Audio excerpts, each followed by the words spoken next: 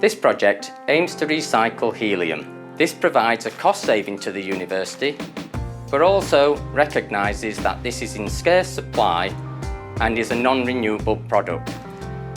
We are therefore extremely pleased that we're able to use simple technologies to make a difference in this world.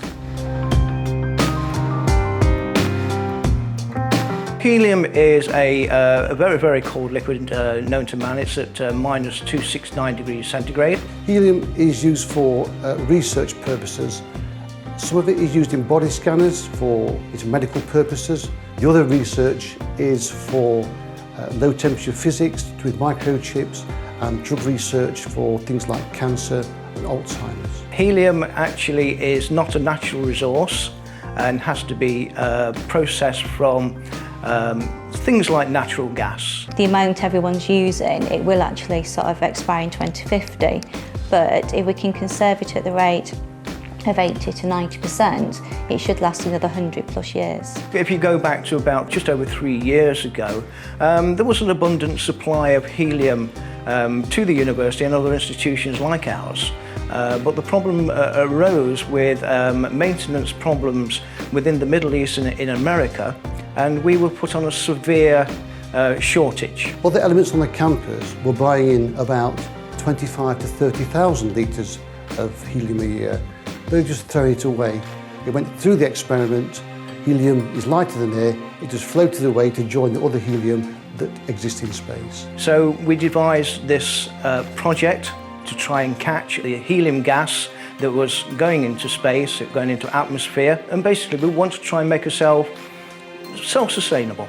We decided to capture the helium by using underground pipe work and portable gas-packed trailers where we couldn't put the pipes. So once those trailers are full of helium gas, I actually decant that gas into my system and re-liquefy it for reuse. So they are able to actually use the helium. The helium is captured at that specific unit and then actually is just blown back to the liquefaction plant into a collection bag where it is recompressed and put into big cylinders and then re-liquefied and then used again. And then the actual liquid which is produced is supplied to the users again, and they use it, and then the gas comes back to us, and it is just a total recycling. So we hope to collect about 85 to 90% recovery from the usage in those research groups.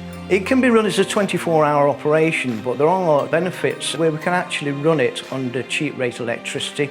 So we're able to run the actual liquefaction plant during the night when we take benefit of the cheaper rate electricity supplied to us. There used to be a liquefying plant here since 1964, but on a very small scale. That was just basically for physics. This now has expanded it and brought in the different schools and faculties within the university. In our position, this project actually is protecting around about £8.1 million worth of experimentation equipment. So this will prolong the research within the university and offer more benefits to our students that come here and study physics. We've generated a lot of interest. We've had forums here where they've had seminars and they've actually been to visit it to actually look at replicating this in their own universities and industries. We also use it in arc welding.